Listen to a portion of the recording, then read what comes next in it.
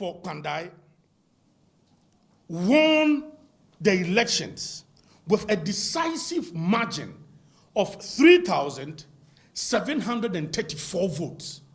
A decisive margin. Not double the gates, not triple the bit, these quadruple the gates. 3,734 votes. The petitioners' own evidence when they went to court. In fact, they were challenging just 41 polling stations or so. And the votes involved in that 41 police stations, we are just talking about 500 votes. 500 votes. 500 votes cannot conceivably overturn a margin of 3,734 votes. No. This is primary school arithmetic. Yet, this judge brazenly voided the entire elections. How? By what calculation?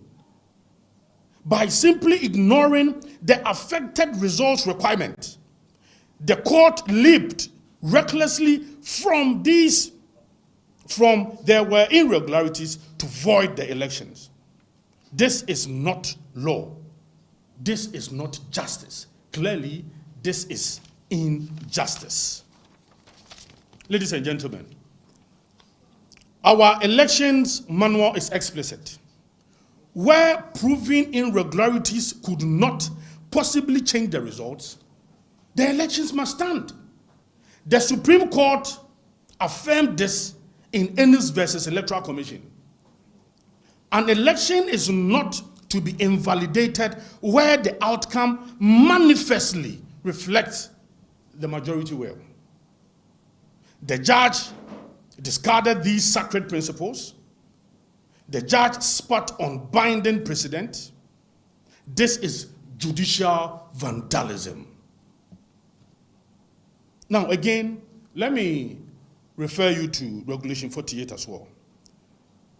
The judgment declares the petitioner absent from the relocated collation center, a fatal breach of natural justice.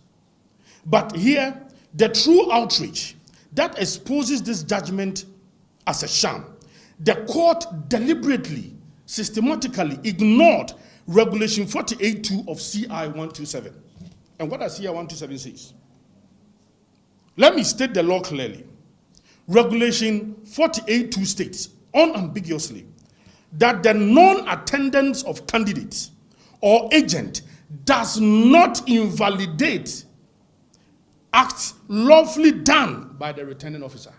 This is what Regulation 48 says. Yet, the judge had to void the entire elections, annul all the entire elections. Why? Because the candidate wasn't there. The agents were not there. So the judge had to annul the result and call for a rerun. This is black letter law. It exists for a vital reason. But the reason why we have Regulation 48.2 is to prevent a candidate's deliberate absence from becoming a weapon to void elections. The Electoral Commission's witness affirmed this under cross-section. Yet, this judge scandalously ignored it, allowing a general principle to brazenly trump an express statutory provision. This is not interpretation. This is dictatorship from the bench. Clearly, in this case, you could see that the burden of proof was cynically manipulated by this judge. Observe the court's cynical double standards. It refused to find the petitioner led the vandalism that forced the EC to relocate the collation center, claiming there were insufficient evidence. It declared it would not speculate. But then, miraculously, when assessing whether irregularities affected the results, speculation became acceptable. Vague, unsubstantiated assertions were deemed sufficient. The petitioner produced no credible alternative tally. He called no agents from the disputed polling stations. He never demonstrated how the 500 votes could overturn a 3,734 vote lead, almost 4,000.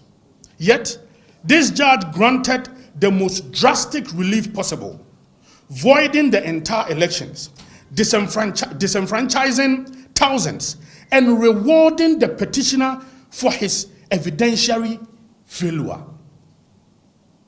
In many shocking ways, this is perversion of burden of proof. It is a classic case of brazen judicial malpractice. Let us now examine the most consequential failure, its reckless abandonment of the constitutional duty to act proportionally. Section 19, again, let me make this, let me refer you to Section 19 of the PNDC Law 284, gives the High Court only 3 tightly framed choices: cancel the elections, seat another candidate, or dismiss the petition. This is not arbitrary menu. It is sacred, limited grant of power, because these choices directly touch Article 42, right of every citizen to vote and to be counted, and the court is constitutionally bound by Article 23 and 296 to use that power cautiously, fairly, and in a manner that preserves the voter's real choice whenever the law makes it possible. Ladies and gentlemen, our jurisprudence is unequivocal on how this duty must operate.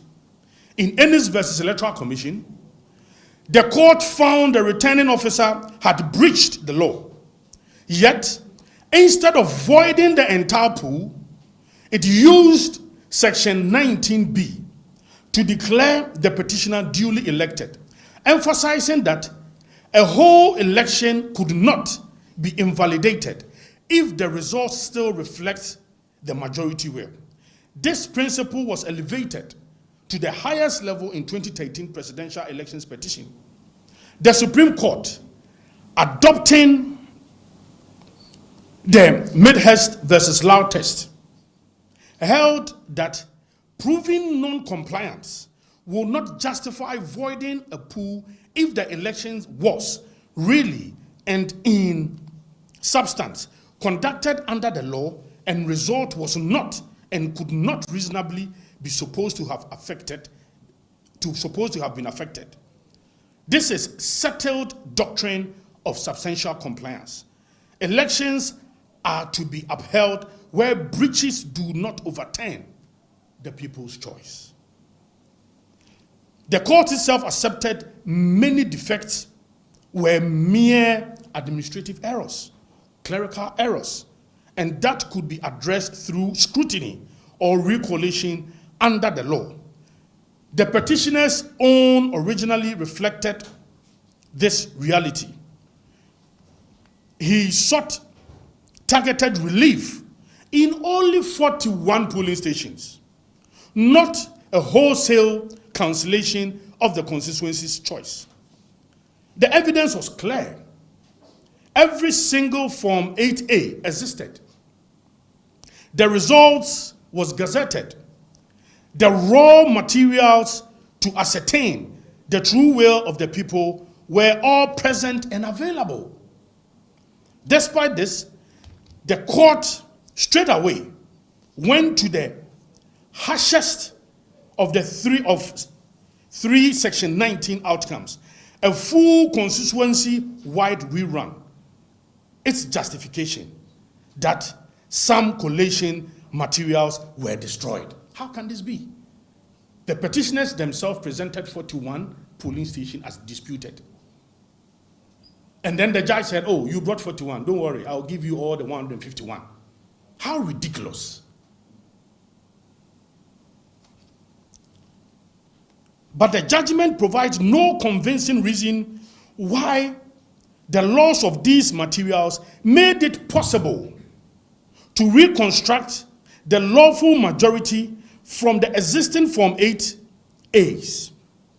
It offers no justification for why narrower remedies, a scrutiny, a retabulation, or at most a limited rerun were inadequate or even considered.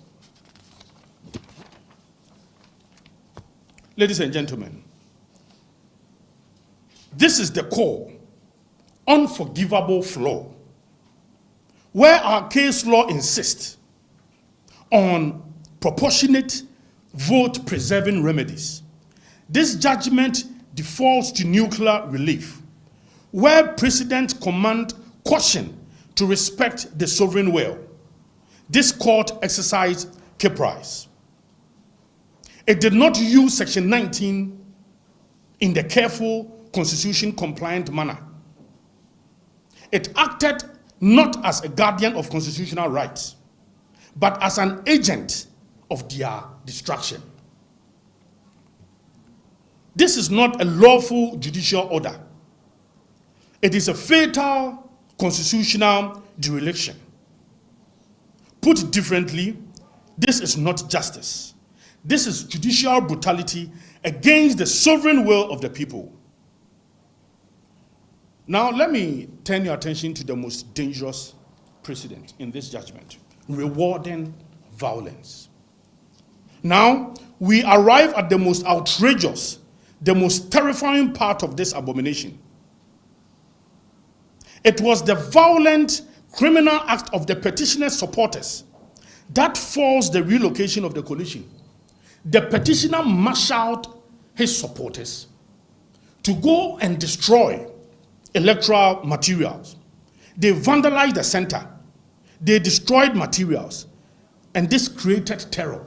And that is why the Electoral Commission had to relocate the coalition center. And now, the judge declares that because the petitioner was not notified of the new venue, a venue made necessary by his own supporters' violence, the entire elections must be voided. Do you comprehend this perversity? Do you see this catastrophic precedent?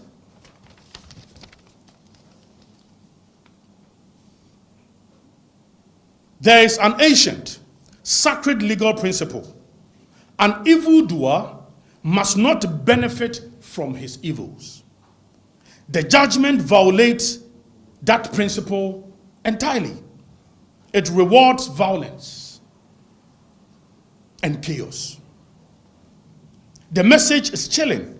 If you are losing an elections, create chaos, create tension, destroy the materials available, then run to the court and claim your rights have been violated. That is what is happening. If this stands, it will destroy our democracy. It will turn every elections into battleground. It will make thuggery profitable. This is not law, certainly. This will result in the death of our democracy. We categorically reject this monstrous principle.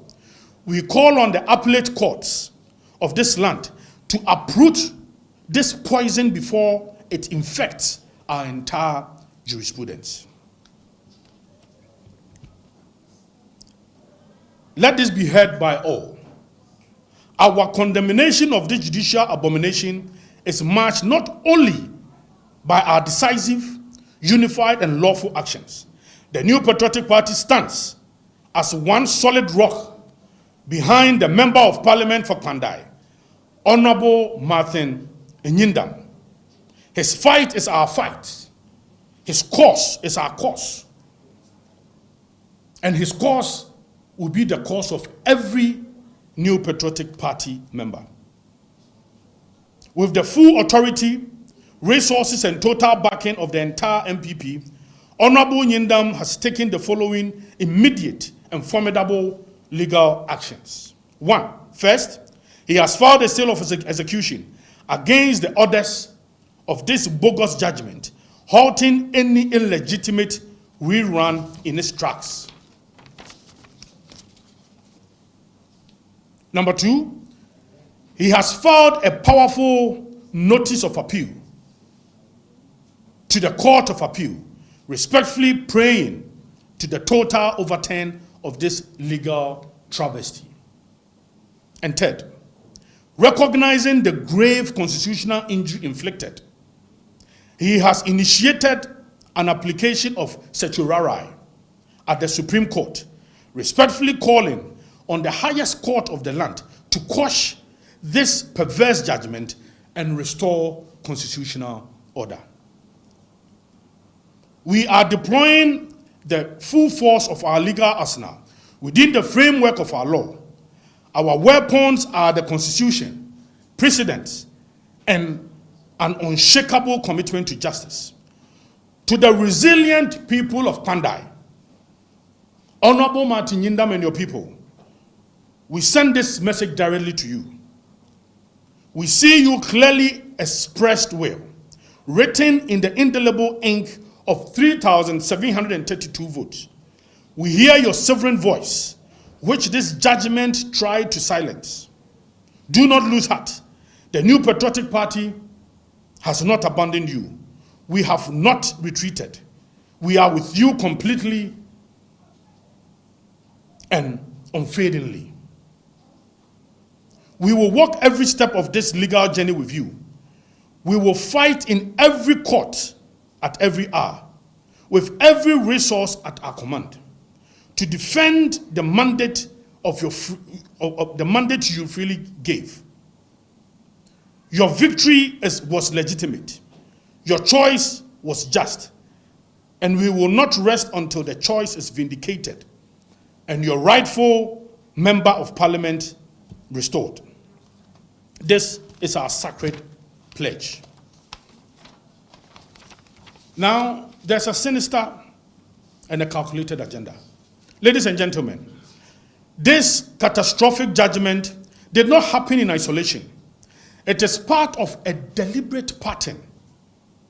It is a thread in a sinister, calculated agenda by the NDC and President Mahama to use captured state institutions to silence the opposition, suppress dissenting views, and hold Ghana's democracy hostage.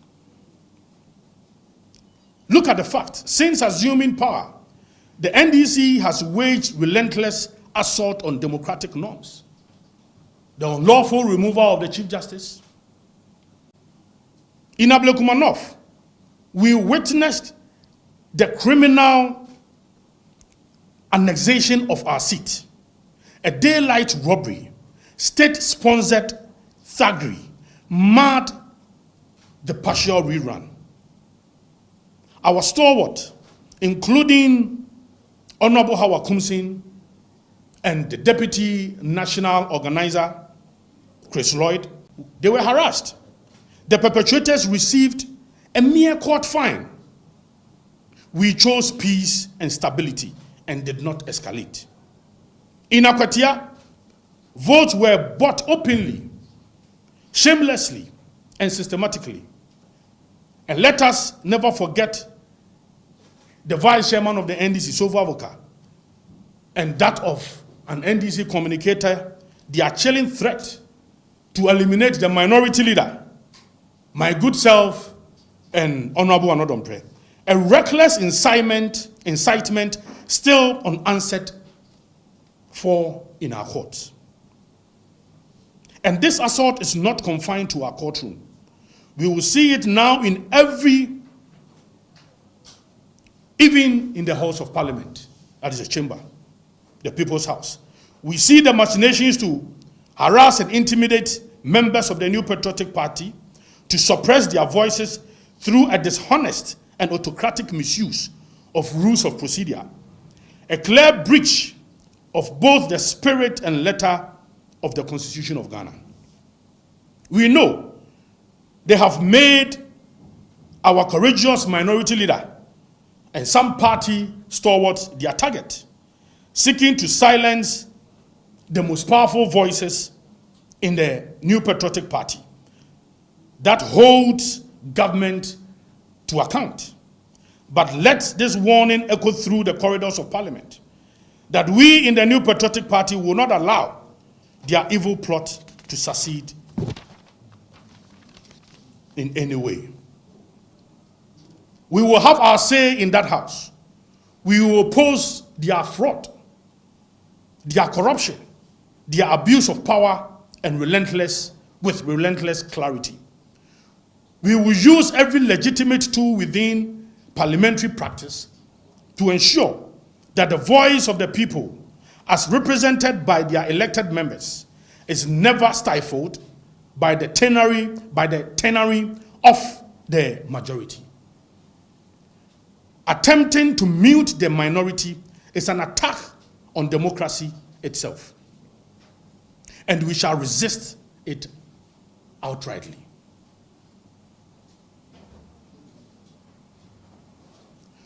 But the NDC must never mistake our commitment to peace for weakness. They must never confuse our restraint for surrender. Now, they bring their outrageous Kpandai judgment. Now they threatened a showdown. Now they have the audacity to argue our lawfully elected candidate should not sit in parliament. This is not democracy. This is dictatorship, masquerading as law. The NPP puts the NDC on firm notice.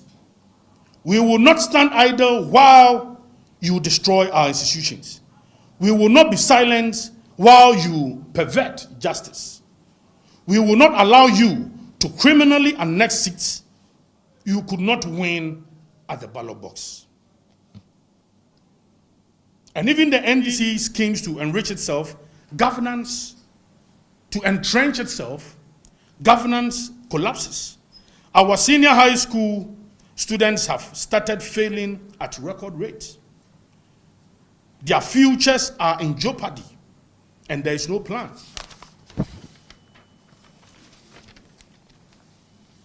Gold Board and others sponsor the destruction of our water bodies through galamsey.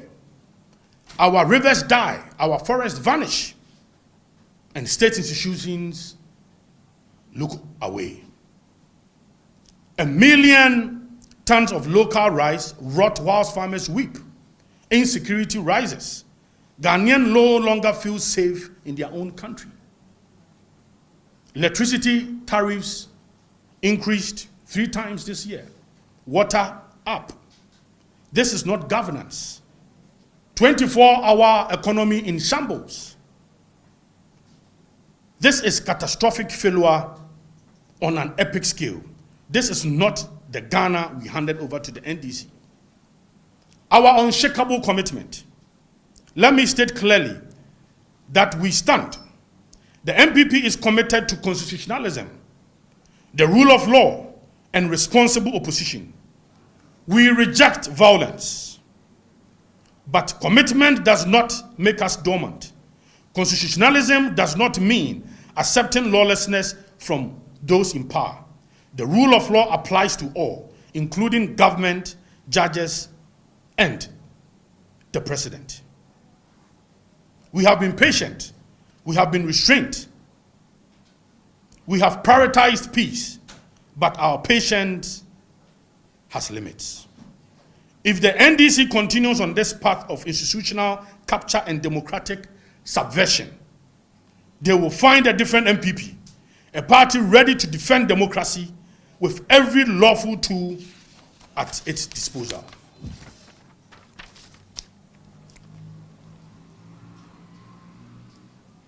To the Court of Appeal and Supreme Court, the Kpandai judgment is fundamentally and catastrophically flawed. It misapplies the law, ignores regulation, manipulates evidence and abandons proportionality, and rewards violence. These are not minor errors. These are defects that strike the heart of electoral justice. We respectfully urge you to set this dangerous judgment aside.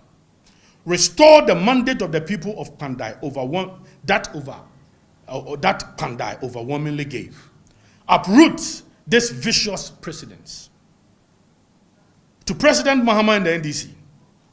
We see what you are doing, every scheme, every plot. We will not be silent.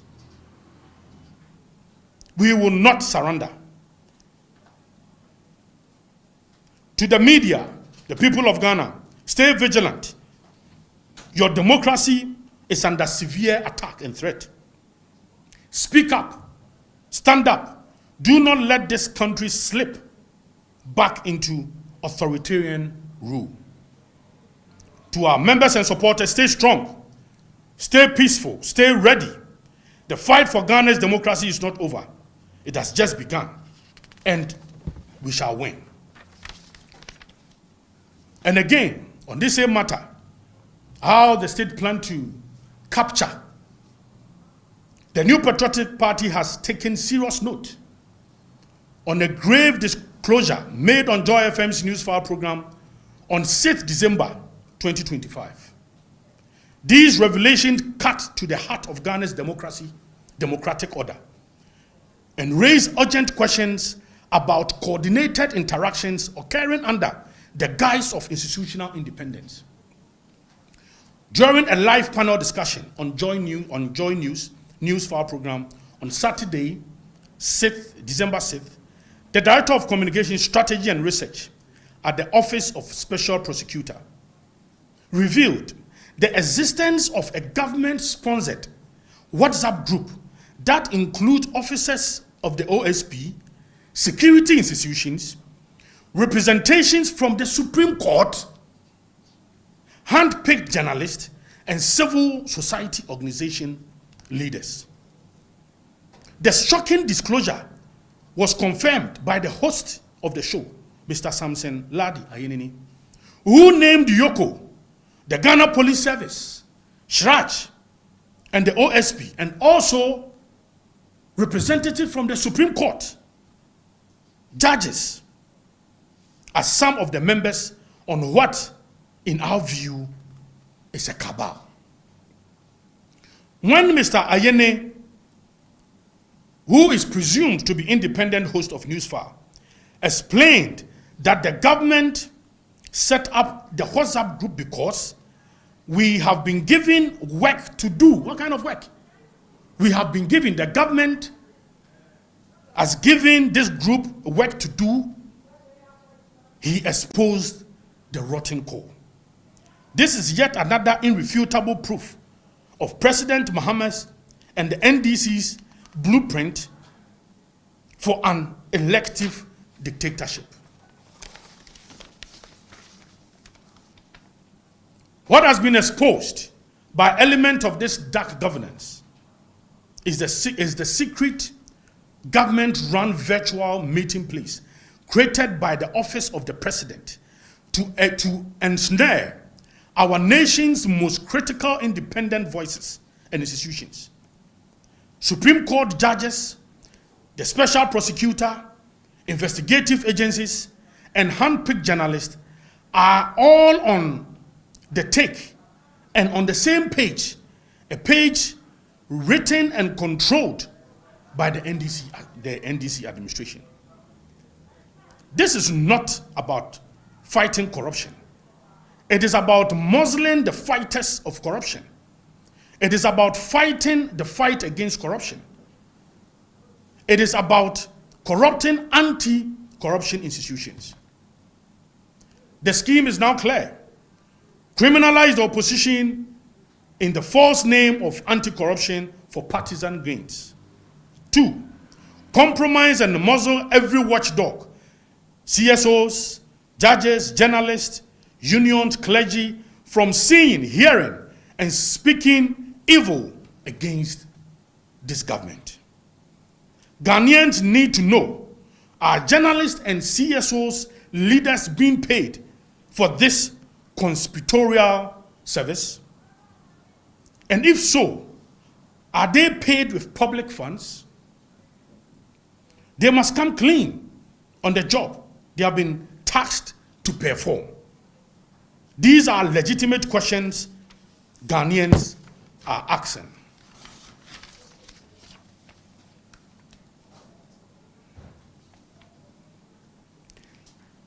A democracy cannot function when security agencies, anti-corruption bodies, and elements of the judiciary engage in secret collaboration and in conspiracy with selected media and civil society actors.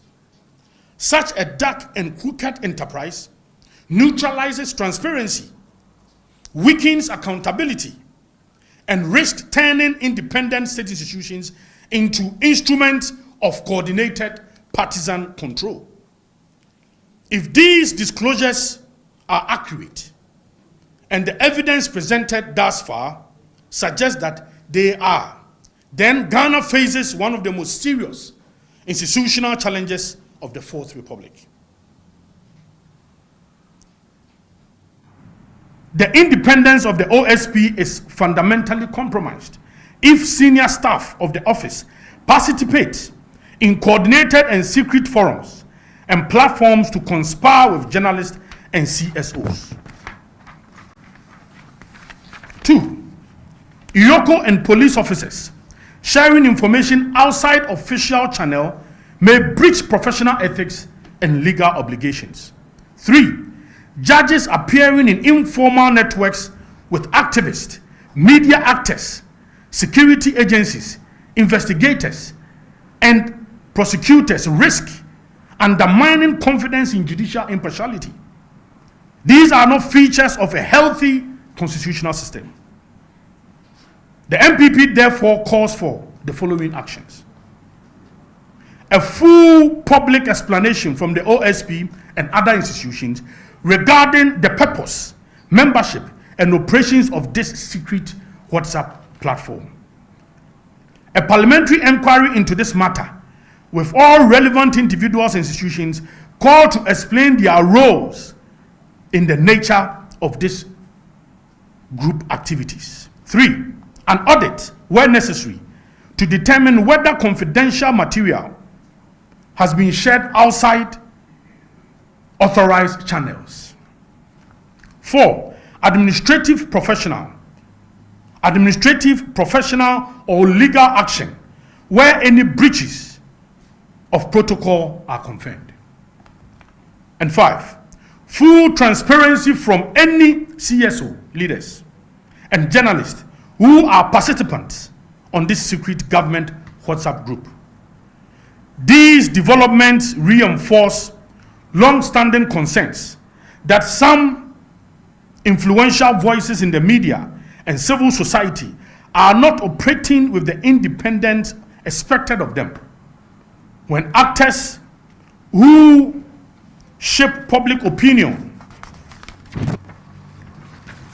coordinate secret and state institutions, confidence in oversight, fairness, accountability are sacrificed and democracy suffers. The NPP remains committed to defending the integrity of Ghana's democratic institutions. That commitments require preventing any informal networks, whether within politics, civil society, or the media, from compromising our institutional neutrality and influencing decision making, including investigative, prosecutorial, and judicial decisions outside established channels. We therefore urge Ghanaians to demand clarity and insist on full disclosure about the mission and motive of this secret government cum civil society underground group. We must insist on transparency because the future of our democracy depends on this. In conclusion, the people of Kpandai voted freely. They chose their member of parliament by crushing margin of 3,734 votes. The vote is sacred. The voice is sovereign. A flawed judgment cannot silence it. A captured judiciary cannot overturn it. Violence cannot be rewarded. Thuggery cannot triumph. The new Patriotic Party stands today as a fierce defender of the vote, the voice, and Ghanaians' democracy. We will pursue lawful means to abort this travesty. We will fight. We will protect this constitution. We will never surrender. We will never give up on Ghana. God bless the new Patriotic Party. God bless our beloved Ghana. And may God defend our democracy against all enemies. Thank you very much, ladies and gentlemen.